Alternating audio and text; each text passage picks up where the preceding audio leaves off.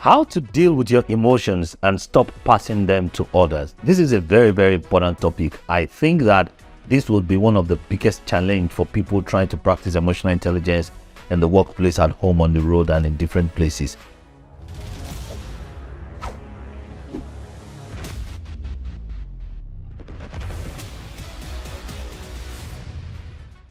People need to learn how to deal with their emotions and not pass it onto other people. What does it mean to pass your emotions onto others?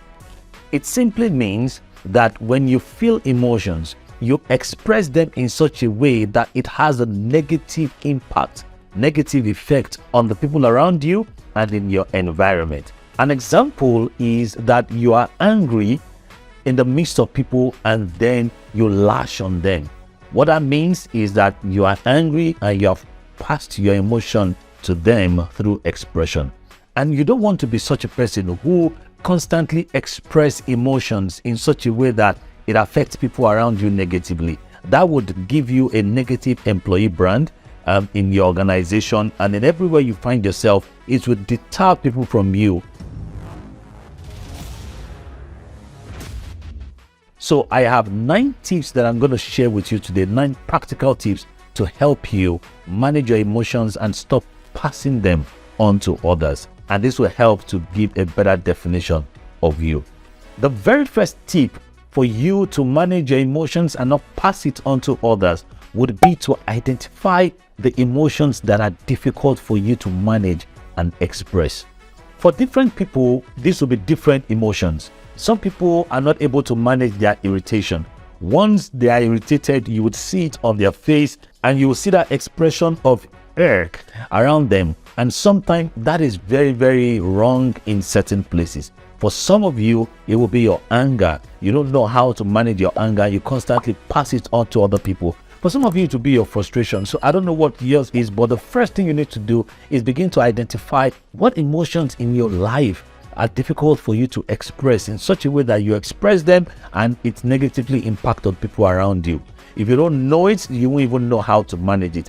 Another way to look at this would be, what emotions do you express appropriately with certain people in certain places, and you're not able to express appropriately with another set of people in another set of places. So you can see it's not just about the emotions, it can also be the emotions with certain people in certain places. So go sit down with yourself and look at your life, look at your expressions in different parts of your life and identify the ones that are difficult for you. And then you can ask people around you to say, how do I express this emotion? Does it come out, in a positive way, or do I show up in a negative way when I express?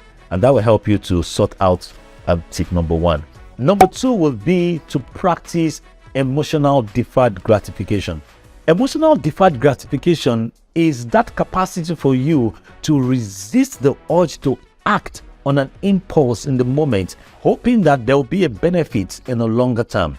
Now, when you begin to practice this, it means that you begin to learn how to wait. There is certain level of benefit and fun when you yell on people, when you lash on people, and when you walk away from people.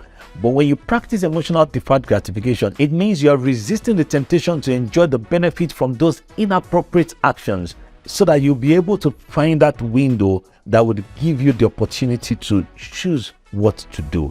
So begin to practice emotional deferred gratification in your life by holding on, waiting for some moment before you express the emotion that you feel. As you do this, it will help you to resist that need, that urge, to express your emotion on people negatively. Number 3, the third tip that would help you manage your emotions and not pass it on to other people is to begin to develop your listening skills. You see, when you listen more, then it reduces your need to express more. And at that time when you're listening to people, you're resisting the urge to express that emotion that you're feeling. So when you feel a particular emotion, maybe you feel frustrated, rather than express, why not listen to other people and say to them, what do you think about this situation? What do you think about it? I'm feeling frustrated about it. What are your thoughts? By the time you have that conversation, you are connecting more. Now, we're not saying don't express. We're saying choose how you express so that you are expressing appropriately rather than passing your emotions on people and hitting the polity, hitting the environment, which is not healthy for everybody in the environment. The fourth tip to helping you manage your emotions and not pass it on to other people is to practice empathy. Put yourself in their shoes. Would you like somebody to lash on you the way you want to lash on them? Would you like somebody to walk away from you the way you want to walk away from them? Would you like somebody to express frustration to you the way you're about to express on them? The beauty of empathy is that it helps you to see what you want to do and to realize that this might not be good if somebody else is doing this to me. Why would you want to do to other people what you would not like someone else to do to you? So when you begin to practice empathy, it will help you to manage yourself and not pass your unpleasant emotions on other people. With empathy, you are able to manage your expression with people and then connect with them in a better way. The fifth tip I'm giving to you would be to take care of yourself.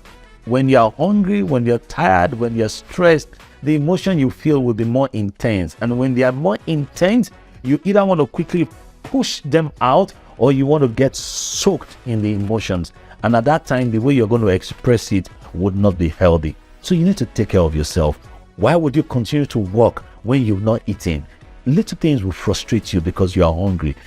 In the same light, when you're tired, emotions would easily impact on you. So get up, walk around, take a cup of drink, take something cold to help you manage that tiredness. And then you'll be able to express yourself better. Engage in self-care, eat healthy diet, do your exercises, sleep well and rest well. It will help you to be a more balanced person. A more balanced person will give balanced expression.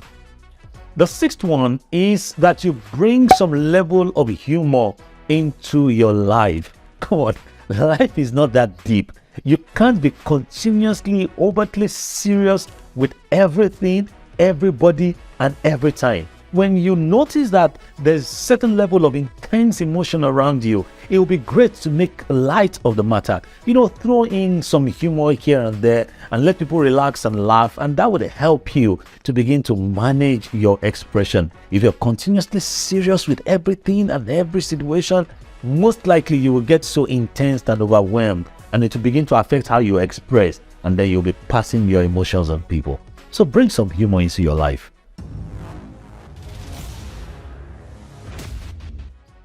The seventh one is to practice body language awareness. Body language awareness. When you express, most times it is your body language that is defining what you're expressing, not necessarily your words. We say in communication that body language is 55% of your communication and the words would only take 7%. So when you're expressing, it's important to be aware of your body language. Are you squinting your face when you're expressing? Are you getting bigger when you're expressing because you're annoyed? Are you looking disrespectful or saucy? Are you looking down on people when you are expressing? It's time to begin to practice body language awareness so that as you express, you are aware of your body language, of your posture, of your look, of the tone of your face, and that would help you to choose which one is good enough for the environment and which is not good. That is very, very important because your body language defines your expression the most. Number 8, practice calmness. Calm down, calm down. Calmness would regulate you internally and give you advantage externally. Why are you in a haste? Who says you must express now? What are you rushing to say? What's the benefit of quickly saying what you want to say?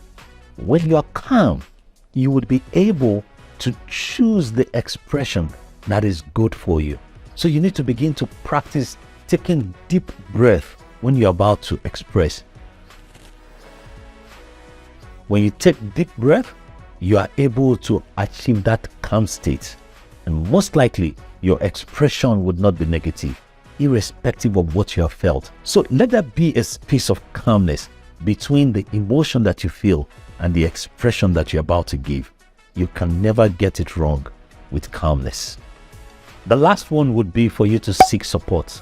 When you begin to identify in your life that you have difficulty expressing certain emotions and it's beginning to deter people from you rather than attract people from you, it's beginning to give you that negative employee brand, it might be time for you to see a coach who is able to work with you over a period of time and journal your expression and be able to give you ideas on how to manage yourself and express yourself in different situations. Another way to do it would be to have an accountability partner. Imagine that there's somebody in your office who is always looking at you when you are about to express in a negative way. And that look alone can give you a guide and just calm you down to say, okay, I shouldn't express like that. Now that person is your accountability partner, and the person is helping you to manage your expression. So seek supports in one way or the other so that it will help you to manage your expression.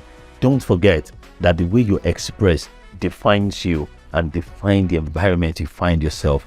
Do not allow yourself to be carried away and overwhelmed with emotions in such a way that is making you to express in a negative way and impacting the people around you and your environment negatively.